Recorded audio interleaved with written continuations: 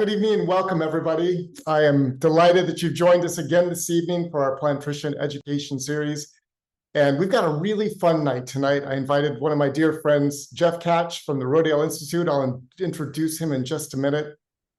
But while we're waiting for some people to join us and kind of load into our education series this evening, I just want to highlight a couple of things.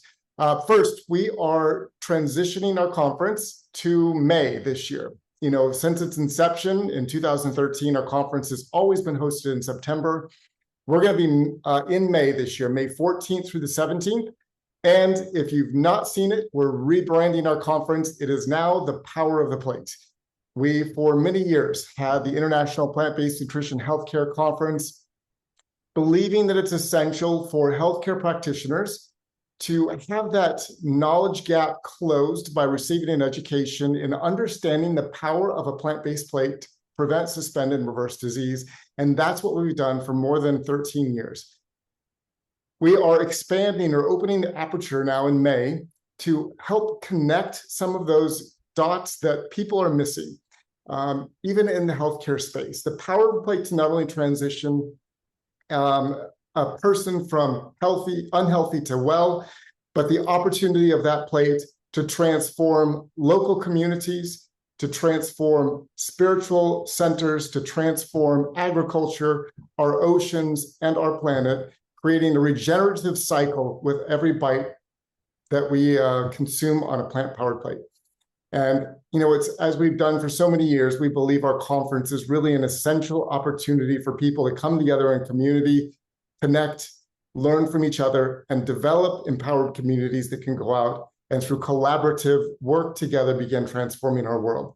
And so it's our desire to open up the aperture to bring in people from other silos outside of the healthcare space, such as my dear friend Jeff from Rodale and other agricultural groups and NGOs, to start having common conversations and simply ask the question, what can we do together?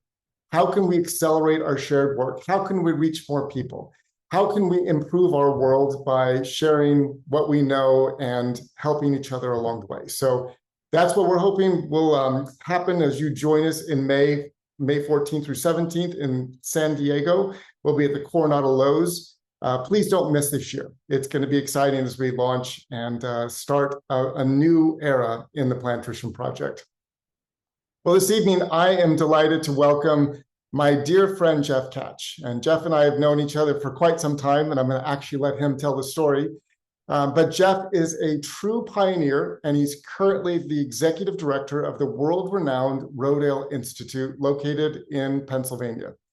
You know, for decades, the Rodale Institute has been the definitive global authority in organic and regenerative agriculture. In fact, they started the modern agricultural movement back in 1947. They have provided the scientific foundation that's led the way, that has encouraged other universities to begin researching organic agriculture, which until the modern times was really the way that people grew food for most of human history. J.I. Rodale wrote down on a blackboard, healthy soil equals healthy plants equals healthy people. And that really embodies the current movement in organic and regenerative agriculture. Asking that simple question, what can we do to restore the health of the soil, to create healthier plants that will feed and nourish people, allowing their bodies to thrive, and in doing so, begin regenerating the resources that go into the production of food and creating a healthy regenerative food system. Jeff's work is driven by powerful and practical philosophy that comes out of his own regenerative story that I'll have him share in a minute. And his philosophy is that regeneration really is the root of all vitality, both in his own life and through his empowered work at the Rodale Institute. I really appreciate Jeff's authentic approach to this work. He actively champions the regenerative movement. He is a leader globally in this movement, and he helps people to really make that important connection of the life in the soil to the life in their bodies to the life that we're stewarding for the next generation. So please join me welcoming my dear friend, Jeff Tkach. And Jeff, I'm delighted that you're here. Thank you for sharing your evening with us and joining us from Pennsylvania. It's an honor to be here, Dr. Stoll. Thank you so much for that gracious welcome. And it's truly been a wonderful partnership and friendship that we've had over the last 10 years. So thank you. Yeah, and thank you. And I love to start these education series by just having people share their story. Because you have a great story, and you and I met many years ago in New York City, I think, at the board meeting for Rodale. It was our first meeting. But you also have a powerful personal story, I think, that also helps to identify the power of the plate in your life and how that process really began to shift your vision for your work and life. So can you maybe take us back to where all this started in your own life? Sure can. Absolutely. So I've been on a lifelong journey with health. So as a young boy growing up in southeastern Pennsylvania, I was fortunate to have two wonderful parents that raised me really well. I'm one of three brothers, three boys, and my earliest memories actually were of being in the doctor's office. So most of my childhood, I was constantly battling chronic illness, severe asthma and allergies, and that led me to have to, spend most of my younger years on lots of medications. And I constantly remember that the medicines sometimes made me feel worse than Mm, the symptoms themselves. And from about 4 to 13, it was just constantly in and out of the doctor's office. And one day I had sustained I tried to go out to play sports and I sustained an injury. And I had to stay home from school for a couple of months to recover from this injury. And during that time, I was on the couch and a TV commercial came across for a magazine called Men's Health. And this magazine offered the promise of health. And the guy on the cover of the magazine had a six pack and a big smile. And so I was really inspired by that. And I asked my mother the next time she went to the grocery store if she'd be willing to buy me a copy of this magazine called Men's Health. And then I proceeded to read that copy, cover to cover, probably 8 or 10 times, like any 13-year-old boy in the 1980s.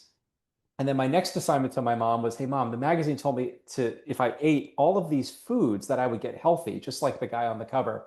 So here's a grocery list. Next time you go to the store, would you be willing to buy me all of the foods that the magazine told me that I should eat if I wanted to be healthy? And it was all about moving towards more whole foods and less processed foods. And so I made some big shifts in my diet. And over the next 6 or 8 weeks, I started to see dramatic improvements to my health. And by the time I got back to school, recovered from that injury, my students started to notice and they began to see the changes in me. And that really set me on a journey. Shortly after college, I came to learn about this company based in the community I grew up in called Rodale. And lo and behold, it was the very company that was the publisher of Men's Health. So I ended up going to work there right out of college and spent 16 years working for the Rodale Media Company. And that whole journey was really learning more and more about the philosophies of Rodale. And I really embraced them. I really was, gravitated towards the teachings that Rodale espoused. Within that context of working for the publishing company, I came to learn about the nonprofit started by J.I. Rodale called the Rodale Institute. And I learned about this farm about 20 miles from where the publishing company was located. So on my days off from work, I would often go out and volunteer, even if it was just to pull weeds or, do various chores on the farm. But I felt called to this mission. And uh, much later on, I actually got an opportunity to serve as a volunteer board member. That's where I got to know you, Scott. And about a year into getting involved at this higher level, serving on the board, I got sick again for the second time in my life, and was kind of going through a mysterious health collapse that was quite severe. I was forced to take another round of time off from work and went through about six doctors trying to get to the bottom of what caused my health collapse. And not one of these doctors at the regional hospital could tell me what was the reason for this sudden health collapse. And one day, a mutual friend introduced me to what was called a functional medicine doctor, a doctor who really was interested in getting to the root cause. And I was so desperate that I was willing to talk to anybody, and I went to see that doctor, and he eventually got to the root cause, which was a chronic illness called Lyme disease. And he said something to me that changed my life. And he said, Jeff, there's no silver bullet to overcoming this kind of illness because it's become chronic in your body, but we're going to work to farm your body back to health. And I had questions. I didn't quite know what he meant in that moment, but I was willing to go with it. And little by little, that doctor taught me about the power of the plate. And we made massive changes once again to my diet and to my lifestyle. And we used other, natural methods like herbs and all kinds of healing modalities. And little by little, I came to understand what he meant by farming my body back to health. And I kept following that, and eventually I healed. And that all was really kind of a seminal moment in my life where I wanted to give my life to this work of regenerative organic farming. So I left my position on the board of the Rodale Institute and became an employee about 8.5 years ago, and have been on the journey ever since. So that's a little bit of how I got here. Yeah, thank you for sharing, Jeff. A couple of just quick questions and follow up. When you were a child, looking back now, what do you think was the cause of your illness or your susceptibility to being ill? Oh gosh, yeah, no question. I think about, again, I was a child of the 80s. There was a generation that was living on ultra processed food for probably the first time in human history. And I just remember how the foods I was eating probably were contributing to my health collapse. Also, things like household cleaning products. And my parents lived in a subdivision that backed up to a conventional farm. So our backyard kind of bordered a cornfield, and I loved to play in that field. And I'm wondering too if exposure to some of the agrochemicals that were probably being applied and that were ultimately drifting into our backyard were probably contributing as well. So I think it was a whole host of things, but looking back, I can now connect a number of dots that were probably contributing to how I felt then. Yeah, and then the secondary collapse was related to. Lyme disease. Yeah. So that happened obviously much later in life, but that was a very interesting an interesting one. The more I study that particular illness, I realize that it's a very complicated illness. No two patients look the same, but I might have been bit by a tick at some point. I never found a tick bite. But when I got my Lyme tests done at a proper lab that does these diagnostics, it was very clear that, my Lyme numbers were off the charts. Yeah, and I think you had mentioned to me as well, you were in a very stressful period of life, which further complicated this, right? Because your immune system was suppressed and it made it very difficult for your body to recover. Exactly. Yeah. Yeah. I failed to mention that. So yeah, that season of my life when I got sick, I was going through a huge life change. I had recently relocated. My wife and I were going through a lot of transition with our professional life, and there was just a lot of new stresses, and it was just compounding. I wasn't sleeping good at that time, and then, I got sick. It all came on suddenly, but I just couldn't recover. So I now, looking back on that, I realized that it probably had a lot to do with my lifestyle, um, dynamics at that time. Yeah, and going through that process and recovering, I know, as we've talked before, that you began to see the interconnectedness of health and agriculture and nature and resources and lifestyle. How did your mindset and belief systems change, during this period of time of your life? And what became kind of that empowering thought or idea that propelled you to pursue a career with Rodale Institute? Yeah. I have to say, Dr. Stoll, that first several months of getting sick and going back and forth through the traditional medical system, I'm literally pointing in the direction of that hospital system right now. It's not too far from where I live. And I felt so hopeless, so defeated. I was getting sent to specialist after specialist, and every one of them was just, you know, kind of sending me further and further into confusion. How could a 37-year-old, fit, healthy guy get so sick and not be able to find any answers or any hope, frankly? And that led me into like a pretty low point.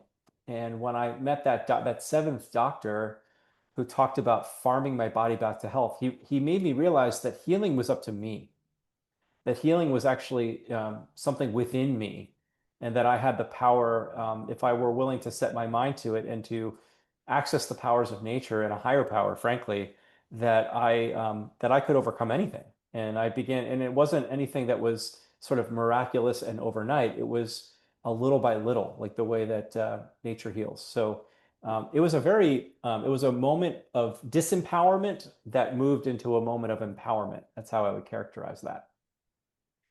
And I think there's some real similarities, right, as you're saying and talking about this. In the healthcare system, it's not a system that really infuses any hope, as you mentioned. People go in, they feel like they've been victimized by something outside of themselves. There's a paternalistic healthcare system that tells them what to do and what to take, and they follow or partially follow and have no hope of recovery. And it also seems to me that the agricultural system is very similar, conventional agriculture.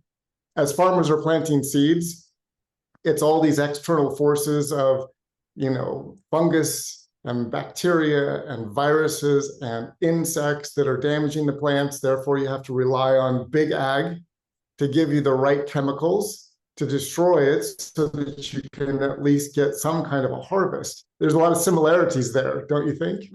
Yeah, not only did you say that so perfectly, but I actually had an upfront seat to that exact experience. So as I was going through that second health collapse in my mid-30s, I had a really good foundation of organic agriculture and the concepts there within, right? So I kind of spent most of my adult life working for the Rodale enterprise, and I really came to understand the basic tenets of organic farming. And I've always been a proponent of natural health in most of my adult life. But it wasn't until I got really sick and I needed help, like I needed answers, did I see that that the conventional medical system was almost running in parallel to our conventional agricultural system. It was all about treating a symptom. It was about throwing uh, a uh, a synthetic pesticide or a herbicide at a plant that has a disease or a fungus or a pest. I was able to draw lines to that to my own health experience. The doctors that I went to see wanted to prescribe me an antibiotic or an antidepressant or they were just trying to put a band-aid on the wound, but they weren't getting to the root cause. And regenerative organic farming, the work of the Rodale Institute, is all about working in harmony with nature. It's about working with the challenges of nature to actually turn them into solutions. And so that's where I was able to really open my eyes were open to the power of nature to heal me. Yeah, that's really powerful. I think for our audience, one thing I'm just going to mention, if for the audience, if you have questions, there's the question bubble at the bottom. Please feel free to put a question in there, and Jeff and I will answer those questions as we continue our conversation. But I think for the audience, Jeff, if you would just take a minute and let's just start with the definition of organic agriculture and regenerative organic agriculture. And if you would just share a bit of the history of, this kind of modern organic movement. Sure. So the founder of the Rodale Institute, J.I. Rodale, started the Rodale Institute, as you mentioned, in 1947. I should mention that J.I. Rodale was the furthest thing from a farmer. He was actually a entrepreneur from New York City. He was born of Jewish descent, raised in Lower Manhattan. He was actually born into poverty, but he and his brother both got an education and they built a business in the 1930s that was actually pretty successful. And at the same time, J.I. Rodale comes from a family lineage of unhealth. So his father and his uncles did not live past the average age of 57. And as J.I. and his brother began to build some wealth, they thought, you know what, we have to get ahead of our fate. And he wanted to take control of his health. So he and his brother decided to move their business out of New York City to Pennsylvania so that they can lower their labor and their overhead. And when they did that, J.I. thought to himself, well, I'm going to buy a farm. I'm living in the countryside of Pennsylvania. So he bought a farm, never having farmed a day in his life. But he somehow intuited that if he could take control of the food he ate, that it might change his health outcomes and give him longevity. So he started learning about agriculture. He started studying from all of the experts at that time.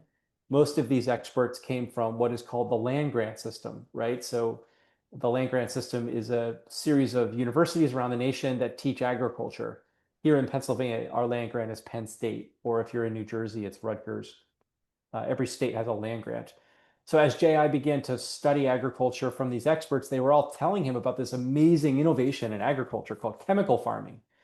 And J.I. was actually intrigued. I mean, he came from a manufacturing background, and he understood that in order to make great products, you needed to bring high quality inputs into your factory. So chemicals seem like inputs. So he started asking questions. Well, what are these chemicals? Could someone explain how they grow healthy food?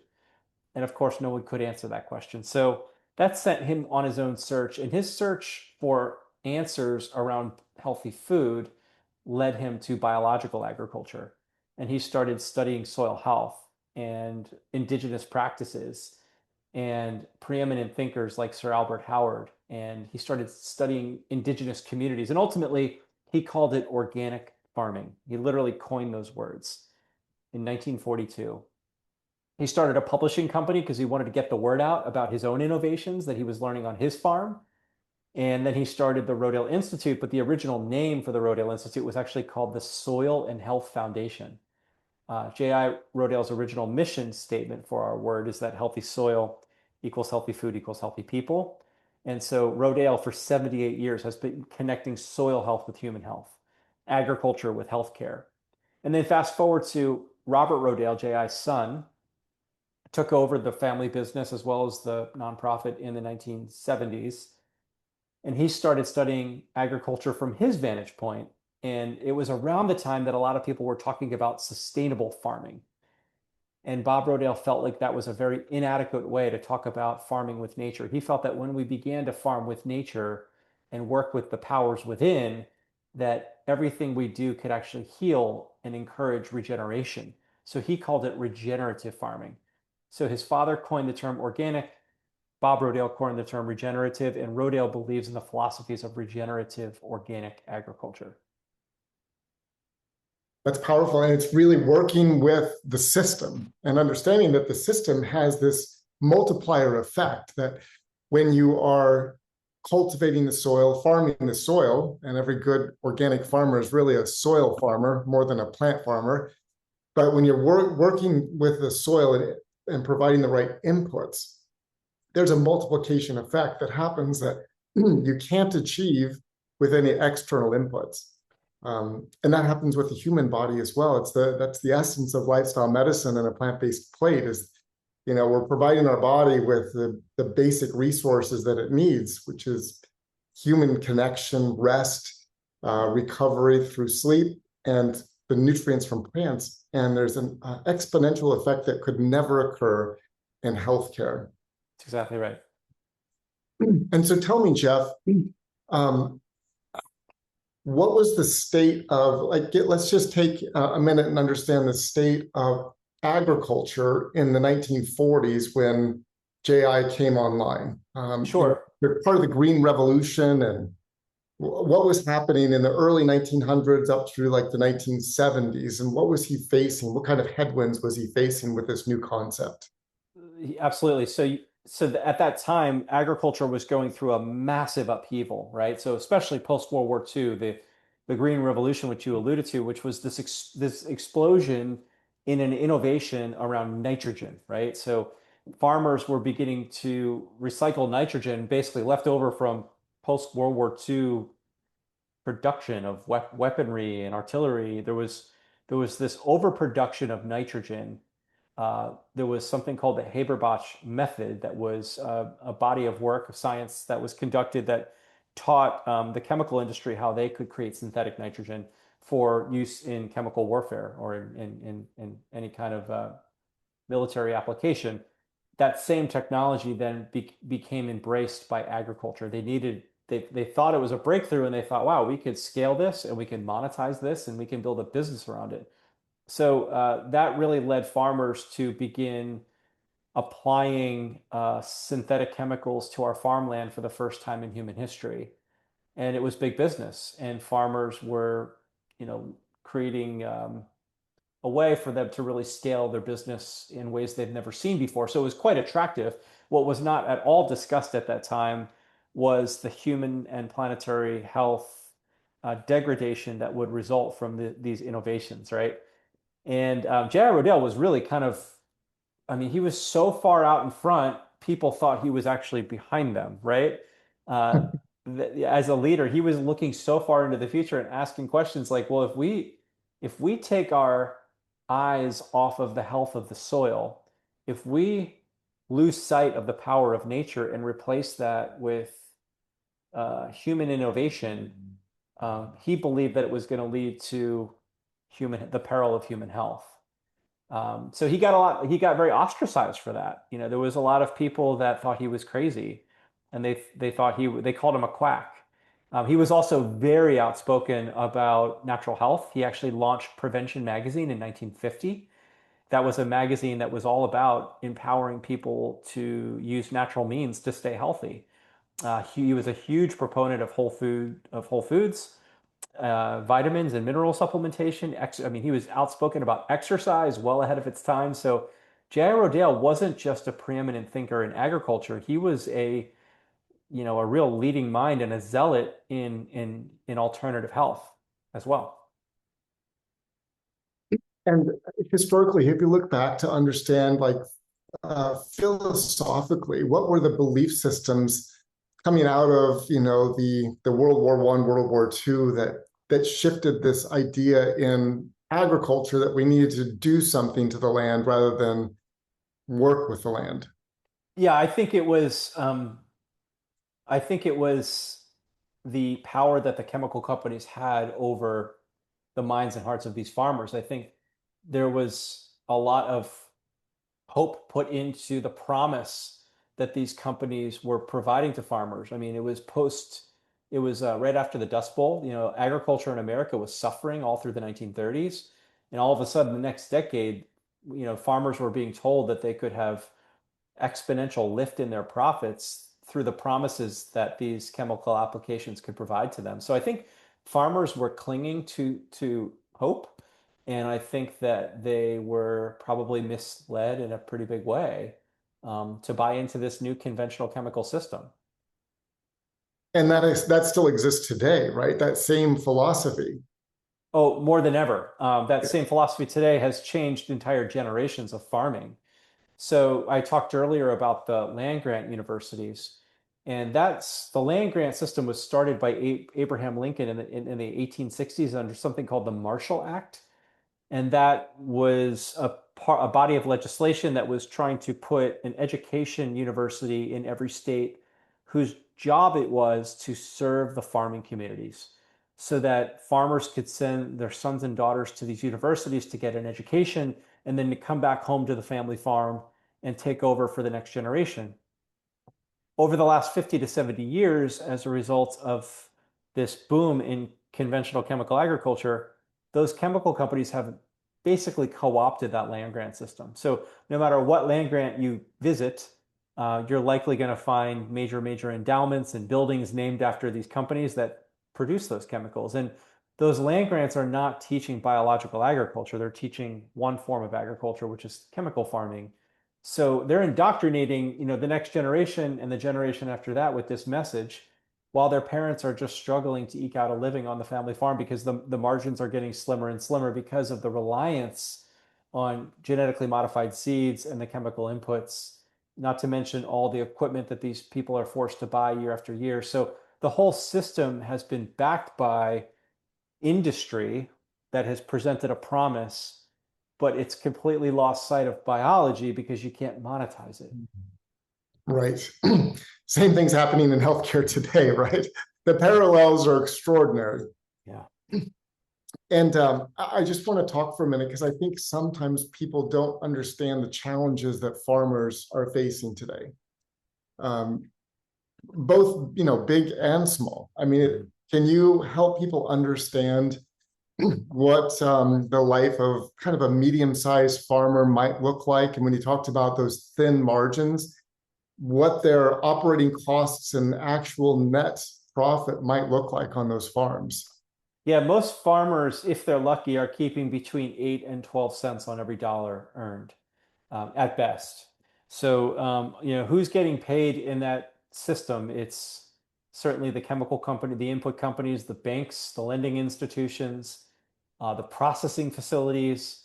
For example, Cargill is like the largest commodity processor in the world, and just about all the commodity grains go through a Cargill system in some level or another. And so these big systems have come in and they've really, really extrapolated as much of the margin that should be going back to the family farm. But I think the challenge lies we've built most of our agriculture is built on a commodity-based system where farmers are not naming the price of their food. Someone else is telling them what their products are worth. That's the beauty and the difference between conventional farming and organic. The other side of that is in farmers in organic agriculture are experiencing, first of all, they're experiencing innovation. Uh, Organic agriculture is a highly innovative career path. Farming with nature requires a lot of ingenuity, a lot of creativity, and it also requires a big understanding of science. Not to mention that organic farmers earn between 3 and 6 times more profits than conventional farmers because they get to name their price. They Organic and regenerative organic farmers raise their hand for voluntary regulation. They basically say, I want my farm to be regulated. I want someone to come onto my farm and prove that what I'm doing is actually what I say I'm doing. And then I'm going to tell the customer what my products are worth. And they're going to pay me for it because my food is more nutritious.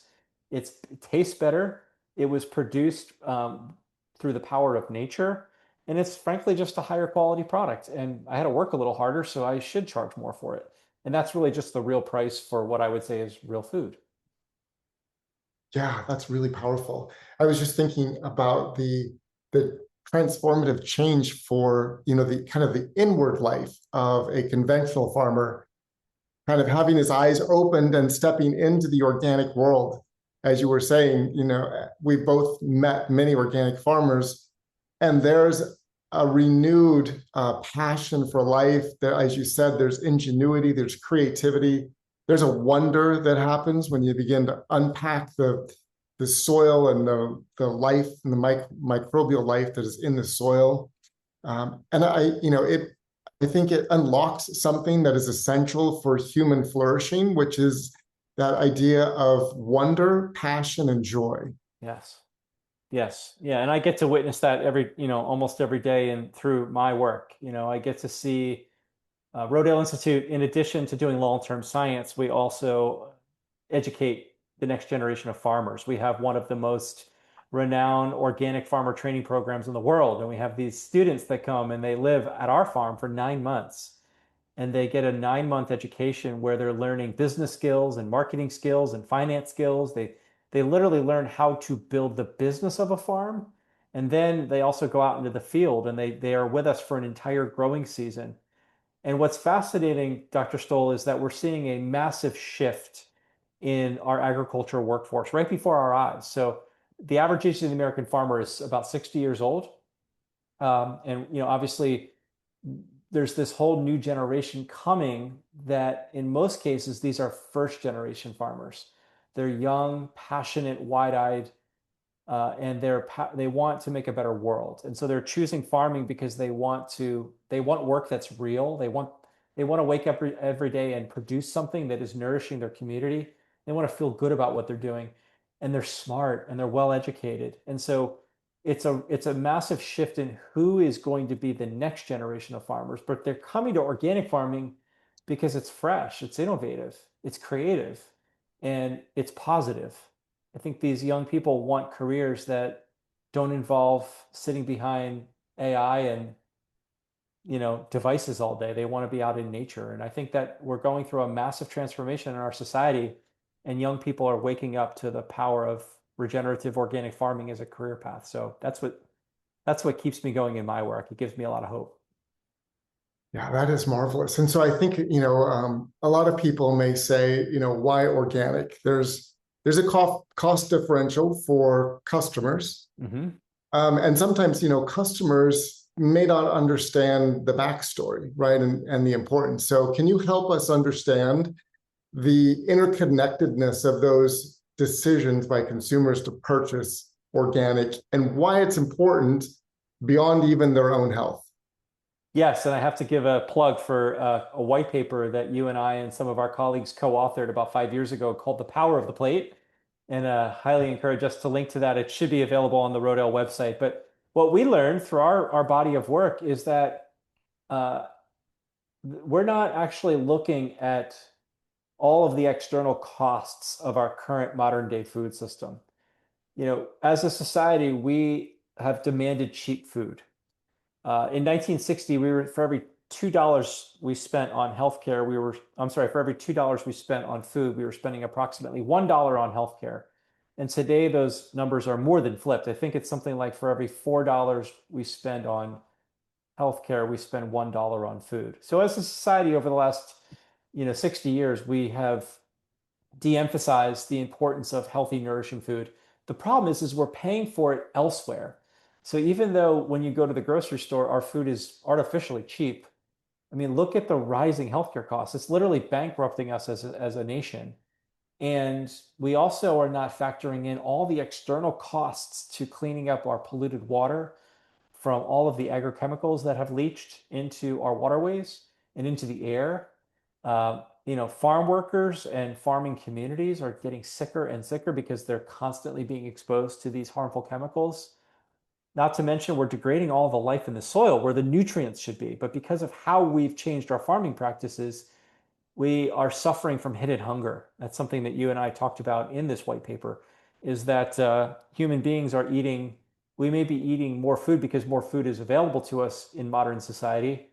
The food we're eating, though, is way less nutritious than it was 60 years ago. So we really have to look at all of the intrinsic and extrinsic costs to our food system to really understand that if we just began to spend more on proper nourishing food, it is quite possible that we're going to lower our chronic disease rates, and we're probably going to spend less on healthcare. Yeah, that's so when somebody's purchasing a plant-powered plate that is organic, and we'll talk about regenerative organic in just a minute and why that's necessary. Let's just kind of detail the positive impacts from the soil forward. So, what's happening to the soil when an organic farmer is taking over the soil, and how is that multiplied across the globe if more and more people are doing that? As we transition more of our farmland in the United States and then around the world from chemical conventional farming to organic and even regenerative organic, first of all, we're going to build healthier soil. Healthier soil means more nutrients in our food. It means that during times of extreme weather events, which are happening more frequently, that farmers are going to be able to actually increase their yields. The long-term science at Rodale has shown that organic agriculture over the long haul is going to sequester more carbon while the farmer uses less energy, while we also clean up our waterways. And during these times of extreme weather events, the farmer is going to have up to 40% higher yields because the soil is just more resilient. So we're ultimately, to answer your question, ultimately, we're going to begin to build a more resilient food system all over the world.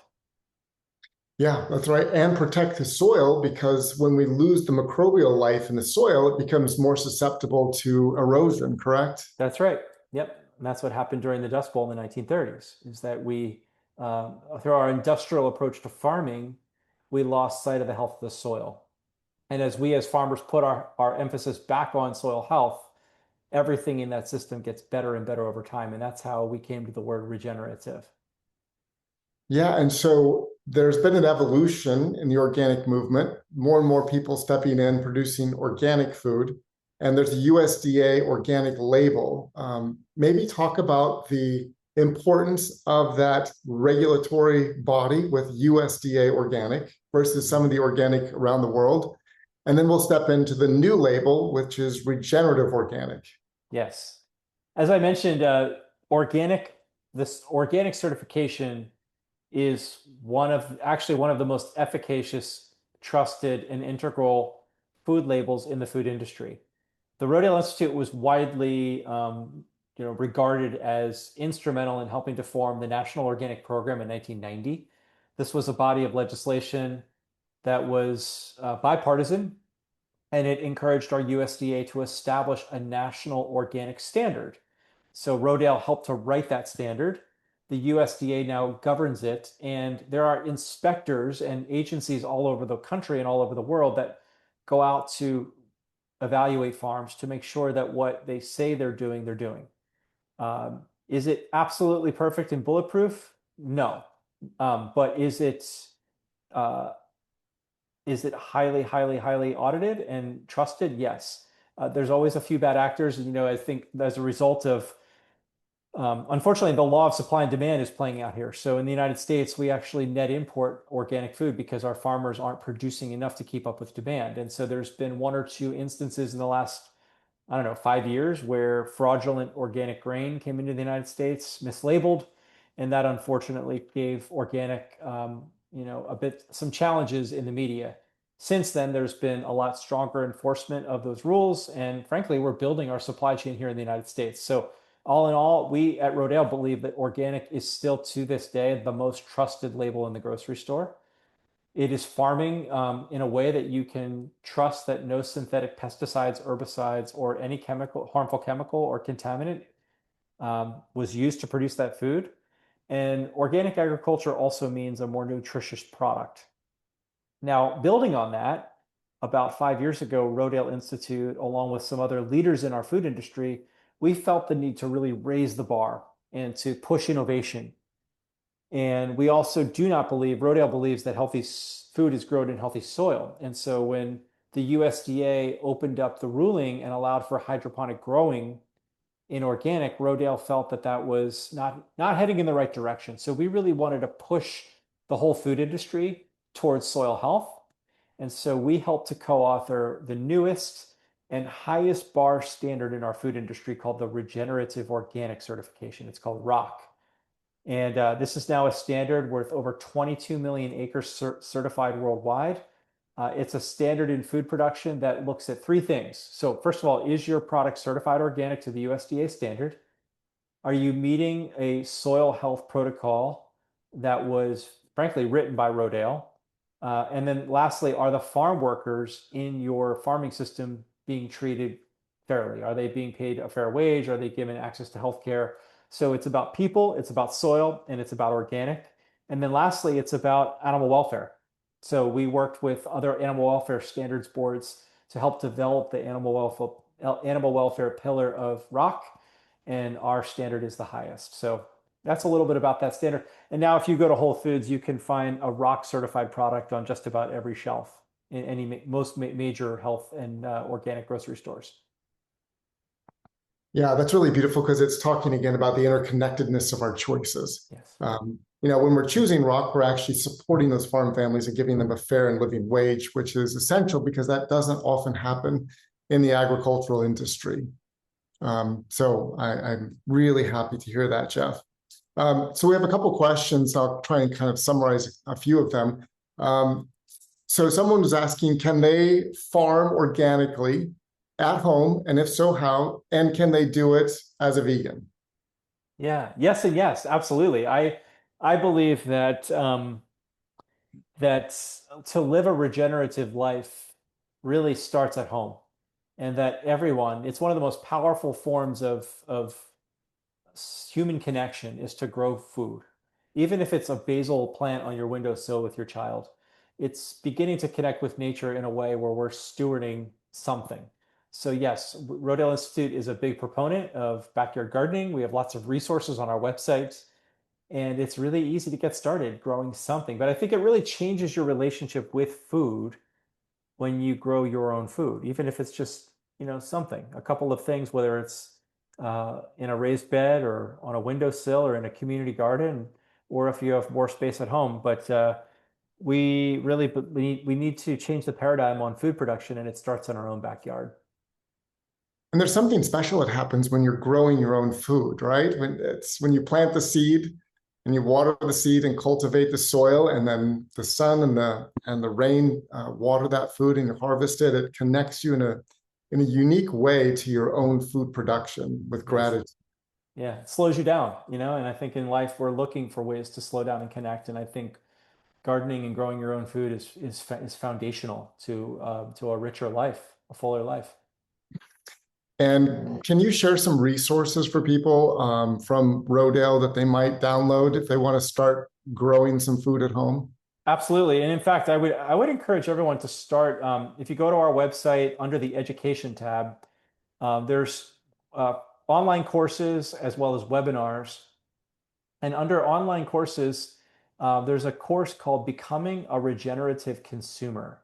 I highly recommend everyone takes 15 or 20 minutes and watches that course. Actually, I think, Scott, you might have been a featured faculty member in that course, but that really gives you practices you could do in your own backyard, at home, as well as in the grocery store, just everyday ways to live more rooted in health. And in order to kind of cultivate your soil, there's like two different types of inputs. There's the animal agricultural inputs, manure, but there's also just using your own plant food waste and cultivating soil without manure, correct? Oh yes, it's back to the question about being a vegan. Yes, so if you're interested in going really deep on this, the Rodale Institute has a long-term study called the Farming Systems Trial, where we've been looking at organic and conventional grain cropping systems. It's a side-by-side comparison that's been running for over 45 years. And we're looking at three different systems. We're looking at a traditional chemical-based system, an animal-based manure system where we're getting our nitrogen from, likely dairy manure. And then there's a vegan system, which is based on using cover crops to get fertility. So there's different types of cover crops that fix nitrogen, and we're able to farm organically, successfully using this methodology. Yeah, that's amazing. Um, yeah, and some of that research is really exciting with the vegetable systems trial and the food that's being grown with regards to its productivity and some of the nutrient density. Can you just share a little bit about that, Jeff? Sure. So, building on our long-term study, the farming systems trial, we more recently started a long-term side-by-side vegetable farming production system. So, the vegetable systems trial is looking at vegetable crops, crops like you and I will likely eat for dinner tonight. Um, those foods that are grown using chemical conventional methods compared to organic and regenerative organic methods. And that study is really focused on looking at the nutrient quality of food based on how that food was produced. So the hope there is that over time, we can really tell a story about how the way we grow vegetables ultimately impacts the quality of the nutrients of the vegetables themselves. Early indication is that there are major differences, and it's all driven by soil health. So the vegetable system trial that is conducted using chemical approaches to farming has much lower soil carbon levels. Where soil carbon exists at lower levels, we're seeing less nutrient uptake and ultimately less nutrients in the food. Yeah, it's going to be fun to watch some of those trials over time because I think they will show higher, especially antioxidant levels, which if you're multiplying breakfast, lunch, dinner over the course of a decade can be substantial. Absolutely. And also what people don't often realize is that the microbial life that's in the soil becomes a part of the plant. And when you're consuming that plant, you're also getting the microbes that are in the soil, the natural soil organisms that will reconstitute and replenish your own microbiome, correct? That's right. That's right. Now we have an interesting question. I'm going to summarize a long question. And kind of a little bit of the backstory on this. There are so many studies now coming out, large meta-analyses saying that, to optimize your health, you need to consume about 10 servings of plants per day. Just because of fiber requirements, antioxidant loads, anti-inflammatory effects. And the question is, there's a couple different streams inside of the regenerative agricultural movement. There's a very strong regenerative animal agricultural movement, and then also a strong regenerative plant-based agricultural movement, and then something in between. Can you just talk philosophically and about, how we can begin to work to encourage both the regenerative organic movement and also encouraging people to really pursue that 10 servings of plants per day? Sure. I mean, I think that you and I both agree that we need to fill our plate with plants, preferably regenerative organic plants. Right. Yeah, I think, in a world where ultra processed food is just a matter of convenience, unfortunately, food marketers, even organic food marketers, have caught on to that, and so there's plenty of ultra processed certified organic foods. One could argue that they're a little less harmful than some of their conventional counterparts. But at Rodale Institute, we really advocate for consumers to eat real food, whole food, produced in healthy soil. And I think that we should be supporting farmers in our community. Rodale Institute really believes in the closer you could get to the source of your food, the healthier you're going to be. So if you could form a one-to-one relationship with a farmer in your community, maybe join a CSA and begin to get involved in your local agricultural system. The byproduct of that is you're just going to eat less processed food. You're going to eat more whole foods, plants, fruits, vegetables, and other things that are going to make you healthy. So Yeah, no, I think my that's philosophy. right. And I attended a MAHA meeting with Dr. Williams this year in Washington, D.C. Mm. And the positive side of that, Jeff, was that they were talking about chemical inputs in farming, the impact on human health, the impact on the environment, glyphosate, which I want to come to in just a minute. But the downside is that kind of messaging was co-opted into the keto carnivore regenerative agriculture movement. It was all wound together. So there was a part of it that was positive, and then it was the kind of negative aspect of just eating a keto carnivore diet produced organically or regenerative organic. But unfortunately, I think when we're looking at the feeding 10 billion people by 2050, that becomes a real challenge, and it really has to be plant-powered plates that feed the world. Eat Lancet trial has really advocated for that as well. Yeah, I thought central to the philosophy of regenerative organic farming is biodiversity. So if you come to the Rodale Institute farm, which is a regenerative organic farm, we produce lots of things, mostly plants, honeybees, orchards, grains, vegetables, of course.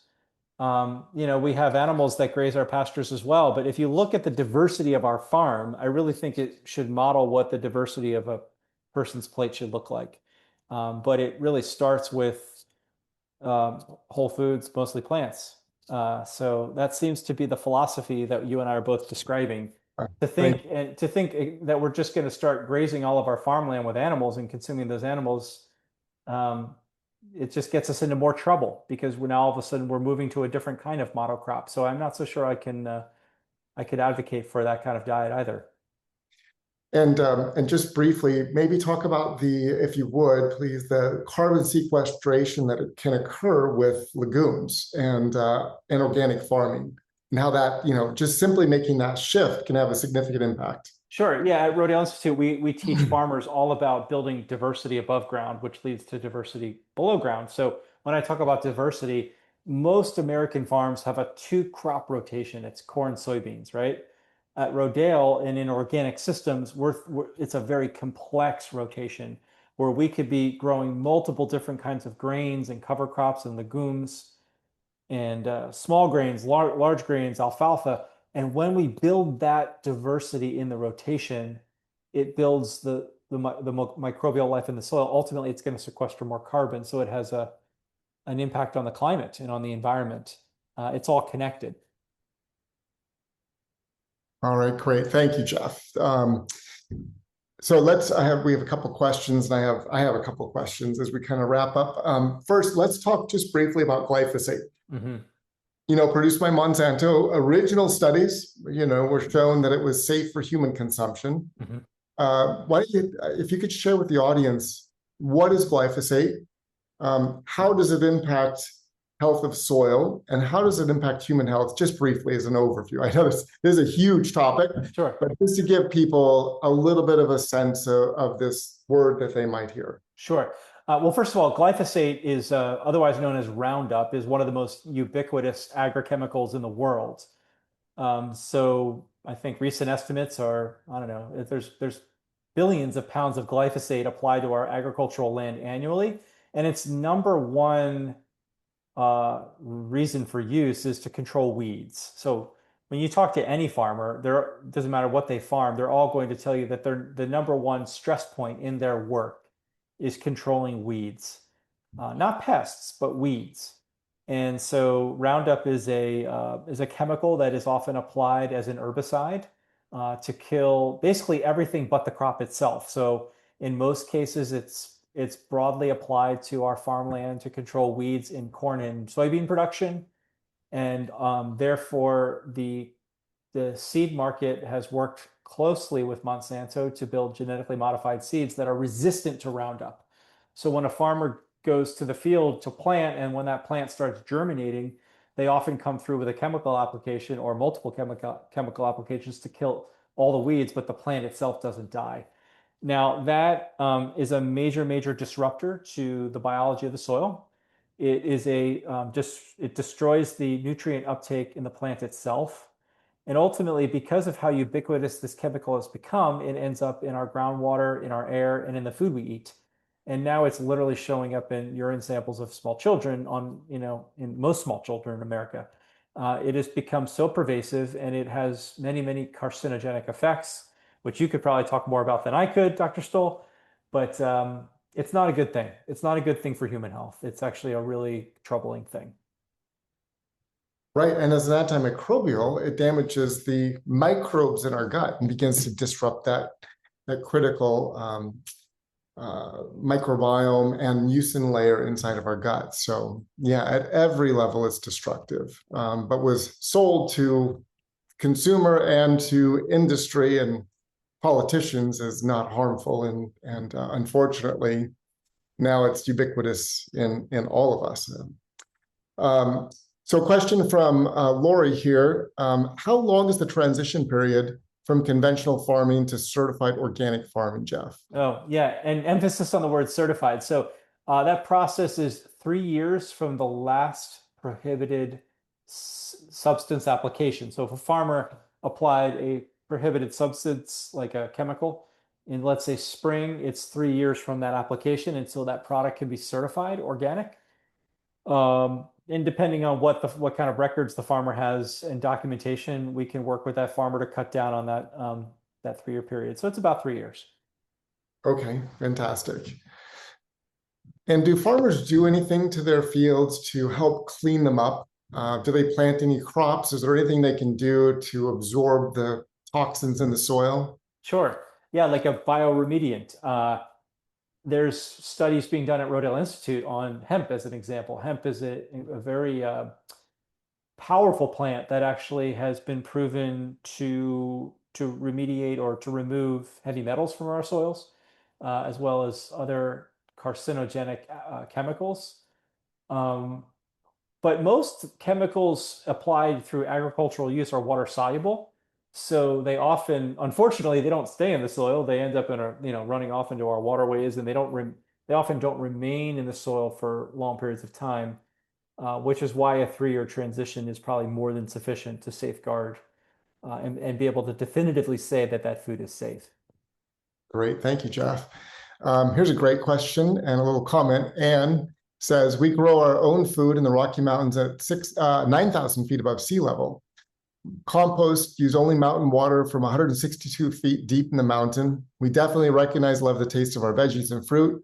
How can we measure the nutrients in our food as we're curious from a scientific standpoint? I have to give a shout out to a good friend of mine who recently started a company that is offering this kind of testing. So if you go to the regenerative organic website, there is a link to a new partnership with, I'm fumbling on the name of the company, but there is a new company out there that has a laboratory that can test foods for its nutritional efficacy. And I am going to get you the name of that momentarily, so bear with me. But there is an actual laboratory that you can send food samples to, and they can tell you all kinds of analytics on the nutrient quality of that food. So that technology is new and it's growing, and I'll drop a link here in the chat momentarily. Great, thank you. And what about a Brix meter? Is that another way to kind of test? I don't know much about that technology, but I do believe there are other technologies that are capable of providing that same that same information. And I'm sure with AI, we're going to see a boom in this area, right? It's at our doorstep. Yeah, this type of technology, it's not long before we can go into the grocery store and be able to get real-time information about the nutrient quality of our food. The name of the company is Edacious, the letter E, Dacious. And they have an incredible laboratory that can give you all kinds of information about the nutrient quality of your food. Yeah, that's exciting. It would be interesting, right, to consider how the consumers may change if they have that information at their fingertips about the quality of food they're purchasing, right? Exactly. That could be a revolution. Yeah. Yep. So a couple quick questions as we finish up here, Jeff. Do seed packets need to say non-GMO organic or regenerative organic to make sure we're not getting any GMO seeds? I believe that it's critically important that we always aim to shop and look for that organic certification. As I mentioned earlier, it's the most trusted label that you're going to find in the grocery store or at the garden center. And it's the only way to safeguard and ensure that you are getting a product that is grown, in harmony with nature. Great. Andrea says, I've learned to look for canola oil in products that genetically engineered rapeseed that is tolerant to the herbicide Roundup was first introduced in Canada. Do you know anything about this oil product and any foods that it might be in? I'm unfamiliar. I don't know enough about it. I don't either. I think, Andrea, you stumped us both, so that's pretty good. I do not know about that. I'm going to have to do a little research after this. So thanks for teaching us something new. That was great. Nancy says, how does the 9-month education program work in Rodale? Maybe describe that for everyone. Sure. Yes. So right now, actually, we're openly accepting applications for students for 2026. It's an application process to enter our Rodale Institute Farmer Training.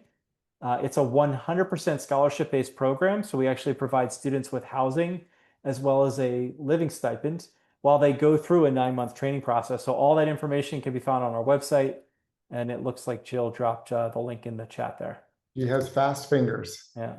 That's great. Well, Jeff, I just want to thank you so much for your time. Come to the top of the hour, and we've reached the bottom of our questions. And as always, every time we talk, Jeff, I learn something new because you're always learning something new. And that's, I think one of the gifts that you bring to your leadership at Rodale Institute is that you're constantly pursuing truth and you care about individual people, the farmers, the consumers, and have a real heart for the future.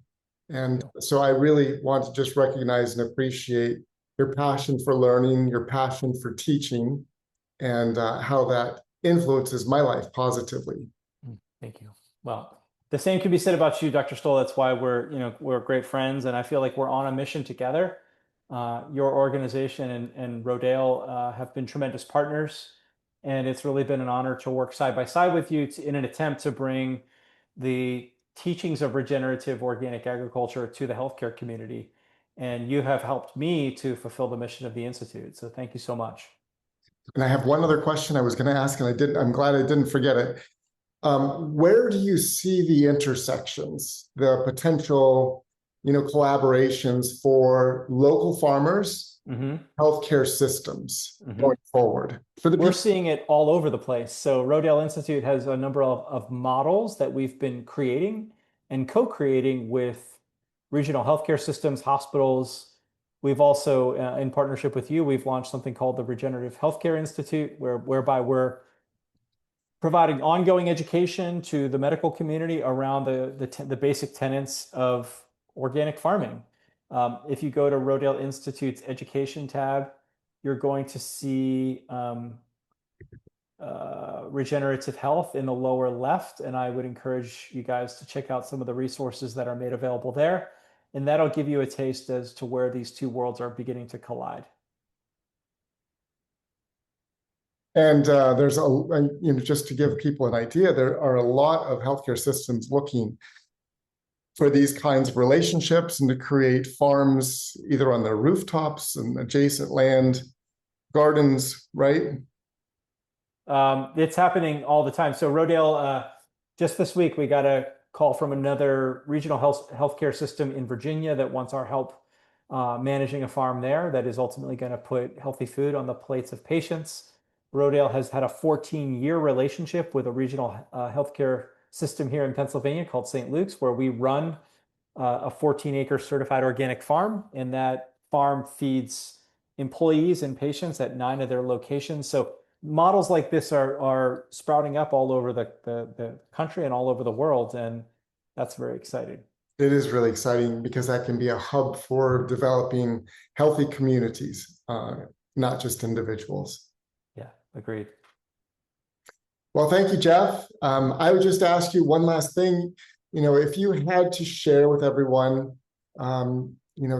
something that changed your life in the last, 3 to 5 years, a thought, a quote from someone, a concept or idea that really shifted something inside of you to empower your work, to change the way that you cultivate relationships. I'd love for you to just share that with everyone as we transition back to our lives this evening. I really believe that agriculture is the greatest healer of our time, of our lifetime. What I mean by that is through my work, I have come to witness up close how our food system unites all of us. Every one of us eats conceivably 3 times a day, and how our food was produced matters to the future of humanity. The more I get to know farmers, I travel all over the country and I meet farmers every day. And these farmers come often from rural communities. They might think very differently than you and I. But on the flip side of that, the people demanding better quality food produced by the farmers that I get to meet, we often have different maybe worldviews or political views or spiritual views, but we all can agree that we want a better food system and we can unite in the soil. And when we do that, that changes everything. We can actually make a better world when we come to connect in the soil. So to me, agriculture is a very hopeful paradigm. It's why I'm so passionate about my mission, because I've literally seen people that are worlds apart and on all those other spectrums come together and agree and align that our healing begins in the soil. So that's what keeps me going. That's beautiful. Thank you, Jeff. I really appreciate your gift of time. Please tell Jackie, thank you for sharing you with us tonight. We are really grateful, and I will look forward to catching up with you very soon. Yeah, thank you so much. You are welcome. It's an honor to have you, Jeff. And thanks to all of you for being here this evening. I wish you all a very happy Thanksgiving as we remember this year the incredible gift of life that each of us have every single day. The gift of a new day, the gift to make a new choice, the gift and the opportunity to choose a regenerative organic plate every day, understanding that has a downstream and an upstream regenerative impact on people, on soil, and the world we're stewarding for the next generation. And on behalf of the Plantrician Project Board of Directors, our staff that's here tonight, I just want to appreciate Brooke and Jill and Tom, Andrea, Beth, and we just want to appreciate you for all that you do for supporting us. So wishing you all a very happy Thanksgiving. Thank you again, Jeff, and good night, everyone.